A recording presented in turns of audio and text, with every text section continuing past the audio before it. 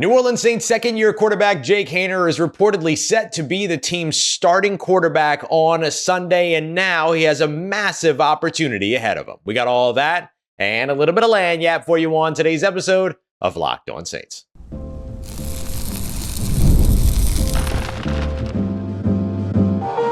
You are Locked On Saints, your daily New Orleans Saints podcast, part of the Locked On Podcast Network, your team every day. What is good, Who Dat Nation and Who Dat family? I am your host, your friend Ross Jackson, New Orleans native, your New Orleans Saints expert and credentialed member of the media covering those New Orleans Saints as a Saints beat writer over at LouisianaSports.net and Saints analyst with WWL TV. And on today's episode of Locked On Saints, wide receiver Chris Olave could make his return in 2024. We'll explain why just because he could doesn't mean that he should. We'll also dive into the best case scenario for the New Orleans Saints in their game against the Washington Commanders that doesn't involve a win, and why it's all headlined by second-year quarterback Jake Haener. And speaking of Jake Haener, that's where we're going to kick everything off today. Jake Haener selected as the New Orleans Saints starting quarterback, according to reports. What the New Orleans Saints get out of him, what some of the pitfalls might be for a young quarterback going up against this particular defensive front, and of course, the opportunity, the massive opportunity that sets now ahead of Jake Haener, who now has the opportunity to prove that he could be the guy post Derek Carr. We got all that and much more for you on today's episode, whether it's your first time or your next time. We appreciate you very much making us your first listen of the day and for being an everydayer here on the show, which is a proud part of Locked On Podcast Network, your team every day. Today's episode brought to you by our friends over at FanDuel, where you can make every moment more. You can get started as a new customer by putting a $5 bet down. If you win that $5 bet, you get $150 in bonus bets. Just head over to FanDuel.com to get started today. Yeah, New Orleans Saints quarterback Jake Haener reportedly selected to be the starter this weekend, assuming that Derek Carr can't go. It was Nick Underhill first on that report. And now, if that is indeed going to be the case, assuming that Derek Carr doesn't end up starting anyway, Jake Haener has a real possibility and a real opportunity ahead of him now to show that he could be an option for the team post Derek Carr. This is major for Jake Haener. And it's the decision that makes the most sense. I advocated to get another look at Spencer Rattler. I think seeing him behind the offensive line and a full offensive line, there's value there, but there's just as much value in getting to see Jake Haener. And Jake Haener is somebody that they haven't gotten an opportunity to really get a look at as a starter.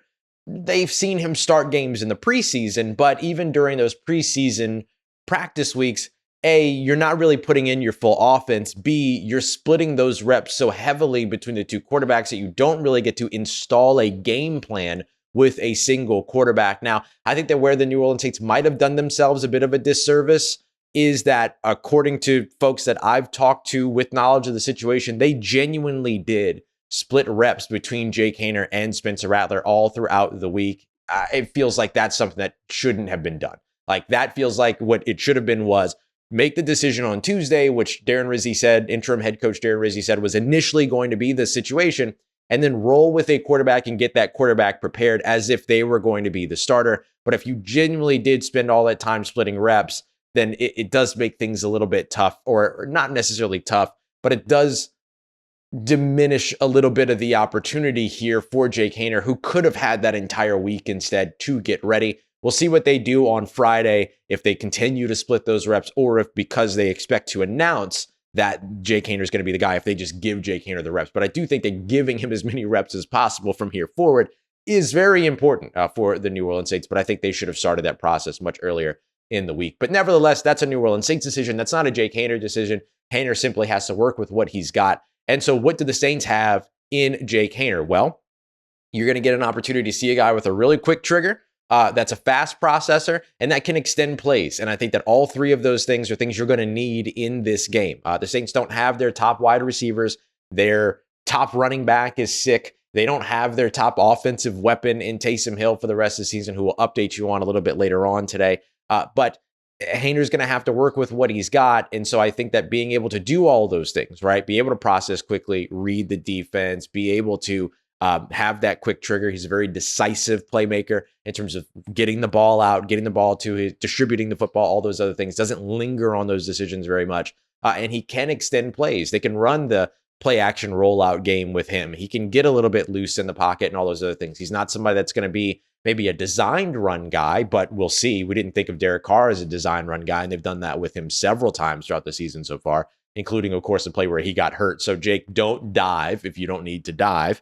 And then also, you get an opportunity here with a guy that's going to be able to maximize some of those playmakers that are around him because he's going to look to distribute the football. He's not somebody that's going to look to rely on his legs. He can turn to his legs if he needs to because he has a little bit of that mobility, but he's going to be a distributor. And I think that that's what the Saints need right now in a situation where you have a backup quarterback. You want that backup quarterback to just come in, run the offense. Can he do that? Some of the pitfalls that you get, not necessarily just with Jake Haener, but with a rookie, like effectively a rookie quarterback again, right? I mean, he didn't really get to do much his rookie season. So this is his real first opportunity as a starter. Again, we've seen him during the preseason. We've seen him come in and kind of do the pinch hitting or relief pitching, if you will, late in games. But this is really an opportunity for him to show that he can prep and execute a game plan. So you're going to see in that first opportunity some of the things that you might see for, of course, a first-time starting quarterback. So you might run into a little bit of the rookie panic, right? The pressure is not really there, but it feels like the pressure is there because the clock is ticking. You have a little bit of a size disadvantage when it comes to Jake Haener, measured in at the combine officially in terms of the numbers that I was able to find, 71.63 inches. That's just below 6 foot, 5'11" and a half, basically is what you're looking at there. So you round it up to 6 foot. So that's what everything is kind of listed as. And then you have a lot of people who have said in the past, including myself, that he doesn't necessarily have the NFL deep ball, right? The NFL arm in that case. But then we've seen him pull the trigger on some deep passes, right? So we've seen all of that from this guy. And so this is a real opportunity for him to go out there. And I know his focus isn't going to be on proving anybody wrong. His focus needs to be on proving himself right. And I'm looking forward to seeing him get the opportunity to go out there and do that. But those are maybe some of the pitfalls and things like that that come with the young quarterback, right? Not necessarily Jake Haener specifically, but just simply being a young quarterback. All he really needs to do is go out there and distribute, right? Prep and execute an offense with the help of a run game that should absolutely be there going up against the 27th ranked run defense in the Washington Commanders. The Saints did not do a good job taking advantage of that mismatch of their stout run game up against a not very stout run defense with the New York Giants. They need to be able to do that this weekend up against the Washington Commanders, especially with the young quarterback at the helm. Great to have that run game. And I'll tell you another thing that's super beneficial for Jake Haener is the way that the tight end room has been playing. Juwan Johnson's been on the injury report limited, but I don't necessarily think that he's going to be, somebody that's not going to be available this weekend, but certainly we'll see. But between he and Foster Morrow, as well as now Dallin Holker, who just got his first career catch last week, that room between those three guys, and you can go back and add Taysom Hill in for a couple of those games too. But over the course of the last 3 games, they've averaged over 100 receiving yards in the passing game. So having that tight end room that's been really reliable recently, that's going to be big for Jake Haener as well, who has a massive opportunity ahead of him in terms of getting the opportunity here to prove that he could be the option post Derek Carr. So let's dive a little bit further into that, because that could be the best case scenario for New Orleans. Yeah, the best case scenario against the Commanders is that you win in an upset in the short term, but in the long term, if Jake Haener balls out or even just looks decent, that has ripple effects far beyond the 2024 season. Let's break that down next as we continue on with today's episode of Locked On Saints, part of Locked On Podcast Network, your team every day. Today's episode of Locked On Saints brought to you by our friends over at Prize Picks, the easiest and most fun way to play daily fantasy sports. You already love your favorite sports like football and basketball. Well, why not make them even more fun with Prize Picks? Here's how it works. You head over to the site, you get signed up. I'll help you do that here in just a second. You pick 2 to 6 players and choose whether or not they're going to come in at more or less than their Prize Picks projection. Travis Kelce, 70 receiving yards, more or less. Lamar Jackson, 250 passing yards, more or less. It's that simple. You pick those, you get them right, you can win up to 200 times your money. And they're even giving away right now $30+ million in rewards throughout Pickmas, which is giving you 2 free picks throughout December. I absolutely love Prize Picks. Go and check them out for yourself. Download the Prize Picks app and use that promo code LOCKEDONNFL to get $50 instantly when you play your first $5 lineup. You play your first $5 lineup, win or lose, guaranteed you're getting $50 instantly on Prize Picks today with the promo code LOCKEDONNFL. Prize Picks, run your game. Today's episode brought to you by Omaha Steaks. It has been my personal goal this December and November to put you on game when it comes to being a great gift giver. And it hardly gets any better than the gift of Omaha Steaks. Unrivaled quality steaks, chicken, desserts, whole bunch of stuff, curated gift packages, a whole bunch that you can find over at Omaha Steaks. Get them, hand them off to your step family that your in-laws, whatever it might be, that you don't really know too well, but you just know, hey, food is something that brings everybody together. Omaha Steaks is the way to go. You get 50% off site-wide right now at omahasteaks.com, plus an extra $30 off by using the promo code NFL. It's that simple. So go and check them out today. Fantastic. The world's best steak experience. Limited time, 50% off site-wide at omahasteaks.com, plus an additional $30 off with the promo code NFL. That's 50% off at omahasteaks.com, plus an extra $30 off with promo code NFL. Minimum purchase may apply. All right, family. The New Orleans Saints' best case scenario this weekend up against the Washington Commanders that doesn't include a win is all about starting quarterback Jake Haener. Jake Haener expected to be the starter this weekend. Again, if Derek Carr can't go, the New Orleans Saints have absolutely kept this door open around Derek Carr potentially being able to play, even if he doesn't practice and all those other things. I think it's gamesmanship. I think it's them playing chess. I think we're going to see number 3 out there, Jake Haener, getting his first opportunity as a starter this weekend. And he has a real chance to show, again, as we discussed with this opportunity, that he can be the option post-Carr. All he's got to do is run that offense, play a clean game, and show that he can prep and execute an offense. That's it. That's what he's got to show. He doesn't have to have this big bombastic game or anything like that. If he does, that would be awesome, right? That gives you a whole lot of, the vibes would be super high. It would give them the opportunity to be able to look and say, okay, great. There's a young quarterback that they're super excited about that actually could go out there and play at an NFL level and everything. And that's a great place to be. Even if Derek Carr is back next season, you get another year of growth for Jake, and then you get the opportunity to eventually turn things over to him. Makes the Saints become a little bit more appealing in terms of the head coaching search if he balls out and all those other things. But he doesn't necessarily have to ball out for it to be a good thing. This is a guy that so far throughout his career, in terms of regular season appearances, has completed just 48.3% of his passes.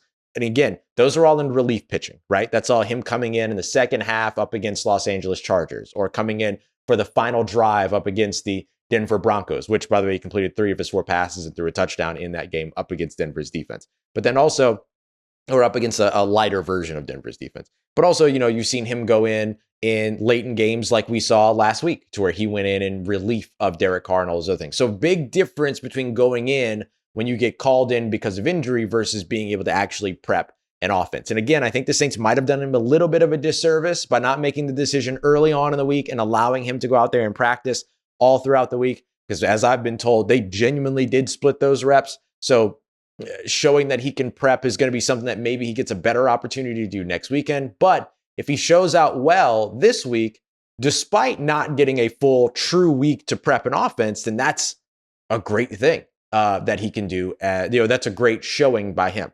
So what would be a great stat line for Jake Haener outside of something that's like, he goes out there, he throws for 350 yards, 5 touchdowns. Obviously, like there's those types of stat lines and stuff like that. But like a realistically good, solid stat line to me is if he exceeds or is right around 200 yards passing, if he completes more than 60% of his passes, and if he has 2 total touchdowns. They could be a passing touchdown and a rushing touchdown. It could be 2 rushing touchdowns, deep in the goal or deep in the red zone, or 2 passing touchdowns. And ideally, no turnovers, right? No turnovers. Now, there's a caveat to that. If he delivers a pass and it goes off the hands of a receiver and it's well placed and it goes up into the air and then some defender intercepts it, that's not Jake Haener's interception. That's the hands of that receiver's interception, right? So there's context around all that to where a turnover might not necessarily be one that needs to be put on him. Let's say, no, because I don't want to put any more bad juju in the air around it. But you know what you get what I'm saying, right? Like there's context to what those turnovers could potentially be. So I would say 1 turnover that's not really his fault, or just simply no turnovers, right? Just play a clean game. It's something that he was known for doing at Fresno State as well. And look, if he goes out there and has that kind of a game, 200 yards, 2 touchdowns, no interceptions, no turnovers, and completes over 60% of his passes, which doesn't feel like a steep expectation, that could solidify his opportunity to start for the rest of the season going forward, right? Because we still don't know if Derek Carr is actually going to be back this season. The initial reports were that it was probably going to end his season, a fractured left hand and all these other things. Now what we see is they're not putting him on injured reserve. They're not closing the door on a return.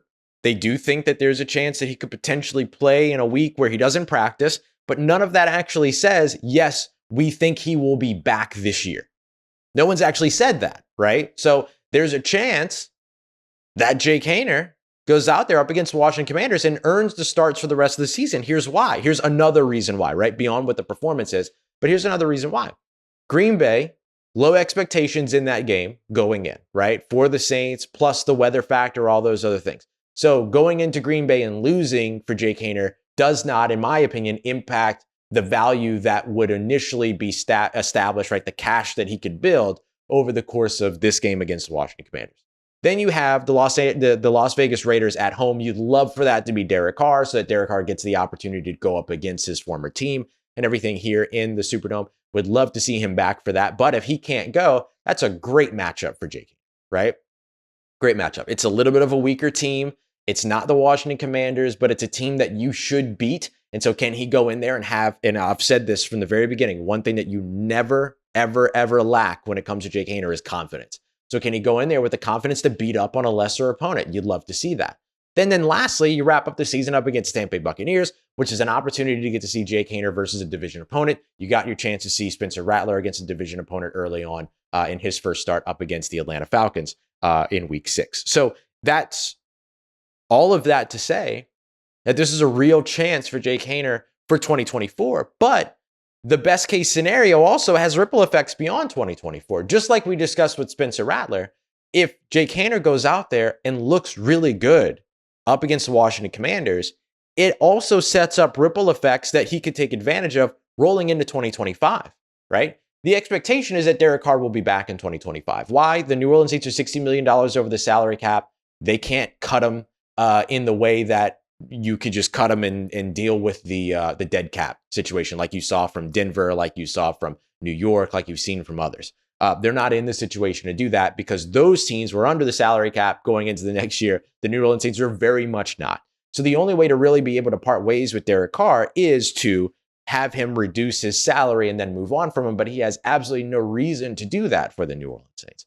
So very likely the Saints will have him in 2025 because restructuring his contract is going to be the quickest way to get themselves under the salary cap for next season. However, what we have seen is Derek Carr miss halves of games and be injured last year. We saw him miss 3 games this year. He's about to miss his 4th game this year. So going into 2025, you have to be prepped and ready for the idea that Derek Carr could potentially miss time in 2025 if he's around in 2025. I'm saying that it's likely that he'll be around. It's not a foregone conclusion. We'll see exactly how the Saints plan to manage their salary cap situation if they decided to move on from Derek Carr, which would be very complicated, but it's not impossible. So I'll say it's likely that Derek Carr is back in 2025, but it's also likely that Derek Carr won't play 17 games in 2025 at this point. I don't think you can rely on that. And so then you have your established backup in Jake Haener, and you have a guy that could potentially end up saying, my job now, right? If he ends up performing extremely well, if Derek Carr's age starts to get to him, if he's not looking as good, Jake Haener's looking better, he's the younger guy on the rookie deal, all these other things, you get it. Like, this is the NFL. It's a cutthroat business, unfortunately. It's the throes of the league. So this is beyond just a good opportunity for Jake Haener in 2024. This could set him up beyond the offseason of 2024. Do I expect that to be the case? I don't know, right? New head coach coming in, all these other things, new offensive system potentially coming in too. That could change everything around all this. But if Jake Haener wants to put himself in the best possible situation, it begins this weekend. Side note, another thing that I think would be great for the New Orleans Saints is to see the offensive line, again, with all of its starters back, knock some of that rust off in the run game that you saw them struggle to be able to produce up against the New York Giants. They got to get better there up against the Washington Commanders. So another thing that would be a good best case scenario for New Orleans. It doesn't necessarily include a win. Coming up next, wide receiver Chris Olave could return this weekend, but as we always say, just because you could doesn't mean you should. We got that coming up for you next as we continue on with today's episode of Locked On Saints, part of Locked On Podcast Network, your team every day. Today's episode of Locked On Saints brought to you by friends over at FanDuel, America's #1 sportsbook, where you can get in on all of the action and continue to tackle the end of this NFL season. The New Orleans Saints this weekend, the line has moved again. It was 7.5 to open. It was 7 in the middle of the week. The New Orleans Saints have announced their starting quarterback and it is now, or expected to announce their starting quarterback and is now back to 7.5. I don't think that has anything to do with the starting quarterback announcement. That's just the way these lines move, depending upon how things are getting bet. So the Saints right now 7.5 point underdogs at home. You think they're going to cover? You think that the Washington Commanders are going to cover? You think the Saints might upset upright? You can get in all of that and much more over at FanDuel today. And if you're a new customer, you put $5 down, you can get $150 in bonus bets if you win your first $5 bet. Just download the FanDuel Sportsbook app. You can check out live stats, live bets, play-by-play, all in the same place where you place those bets as well. It's all over at FanDuel.com. That's where you're going to want to go to join today and get started with $150 in bonus bets if your first $5 bet wins. It's FanDuel.com. Never waste a hunch and make every moment more with FanDuel, an official sportsbook partner of the NFL. Let's get it, Who Dat Nation. Chris Olave could be back on the field in 2024 as the New Orleans Saints are keeping every door open for the wide receiver. But just because he could come back doesn't mean that he should come back. Listen, Chris Olave, I can't wait to see him back out on the field once he gets back out on the field. I think the things that he's doing with the specialist, as far as I understand, it's like kind of like trying to make the neck muscles a little bit stronger and things like that so that the impact on the head and neck is a little bit more absorbed and distributed and all these other things. I think he's doing really good work in terms of what he's doing with the specialists and all that in terms of what those meetings are. But just because he could come back here in 2024 doesn't necessarily mean that he should. 2 confirmed concussions this season. He's had a bunch of concussions already here throughout his first 3 seasons. I think it makes sense to stay shut down for the rest of the year because I think that the most important thing is being ready for 2025. New Orleans Saints interim head coach Darren Rizzi said yesterday that they're not, or said on Wednesday that they're not closing the door on a potential return for Chris Olave. He has been traveling with the team. He has been working with the team. Basically anything he can do while on injured reserve in terms of what he's allowed to do is what he's doing. He's doing rehab stuff.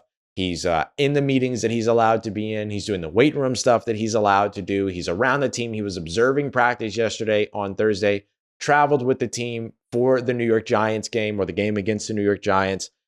I think what all of that tells you is despite some of the noise out there around Chris Olave should call it quits and Chris Olave should consider retirement and all this other stuff, that Chris Olave is not in that zone, right? If Chris Olave was in that zone, I don't think he'd be around the game of football right now. He'd be focused on, getting himself recovered and then moving on with his life, and that's it. But instead, he's focusing on his recovery and he's consistently around the team. He's working out in the weight room. Or spending time in the weight room, whatever that means, whatever Darren Rizzi was talking about with that. He's in the team meetings. He's traveling with the team. Darren Rizzi said he's trying to get back into the swing of things. And I think that's a great move. I think that's awesome. It's great seeing him out there with his teammates. It's great seeing him out there, like just watching and observing and all those other things. That, to me, I think is a great sign that Chris Olave does intend to work his way back. And that shouldn't be any surprise to anybody. The kid's 24 years old. The guy's 24 years old. I didn't mean to call him a kid. I apologize.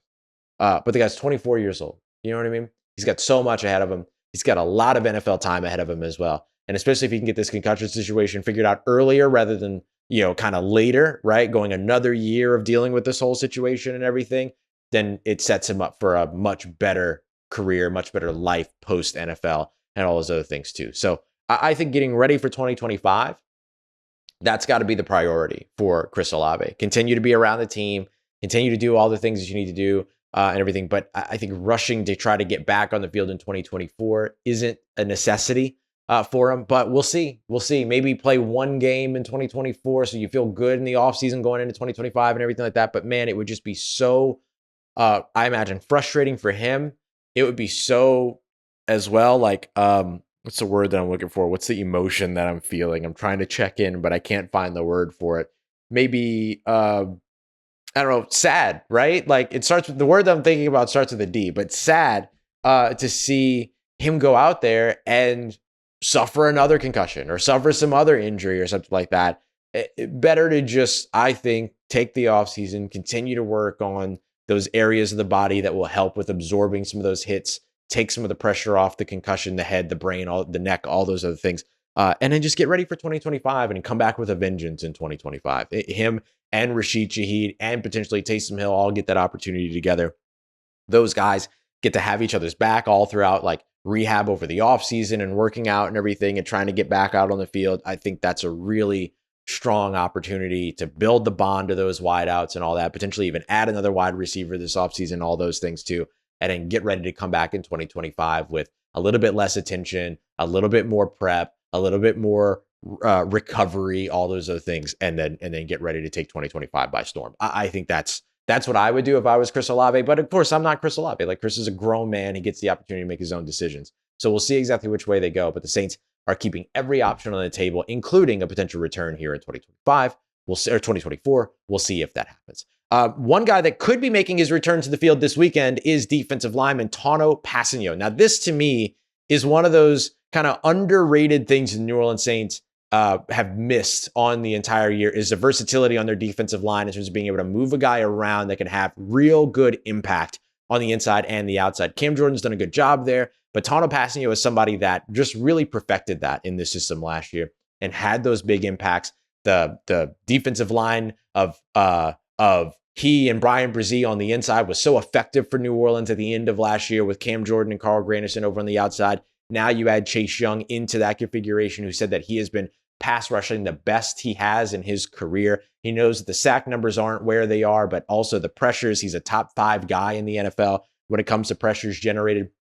He's been outstanding for the Saints from that perspective, but he also sits being the guy, the player with the least amount of sacks of all players, with at least of all defenders with at least 40 pressures, right? So you'd love to see the sack numbers creep up, but still having an impact. And I think you add a guy like Tanoh Kpassagnon to that, who has that versatility, who has a little bit of that pass rush acumen as well, and can potentially help you out in the mobile quarterback situation here that the Saints are about to face up against Jaden Daniels. It's a pretty good opportunity, pretty good timing for him to get back. Do I think that he solves the mobile quarterback problem for New Orleans?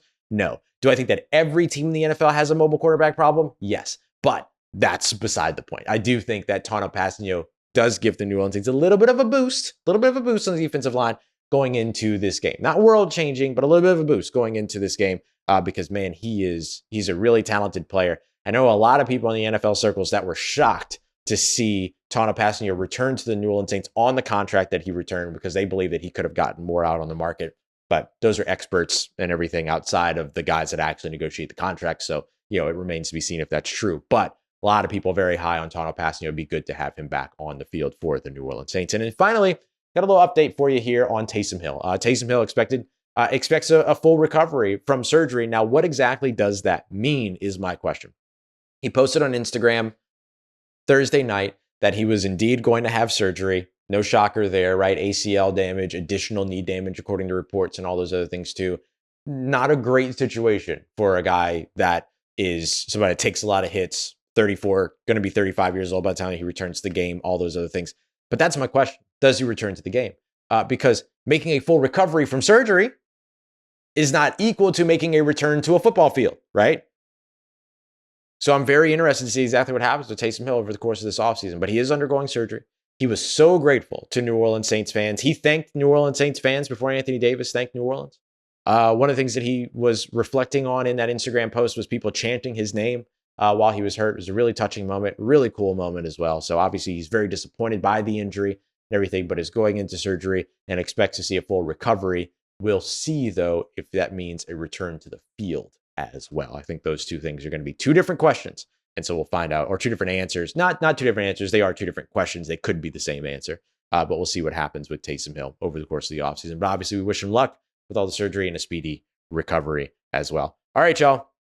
Next time I see you, it'll be post-game following the game with the Washington Commanders. Let me know what your predictions are for this game, how you think this game is going to go down, and we'll break it all down from the Superdome floor after that matchup. We appreciate you very much, as always, for making us your first listen of the day every day. Don't forget to go and check out Locked On NFL for your second listen. Check out Locked On Pelicans and Locked On LSU as well. Thank you for making us a part of your day, part of your routine, for saying yes to me and the show. As always, if you see me, please say hi. If you need anything else around your New Orleans Saints in between these episodes, make sure you follow me on your favorite social media at Ross Jackson, NOLA. Hit me up. Let me know how the family's doing, how you living. Let me know how you're momming them. And trust Who Dat Nation, I'll holla at you.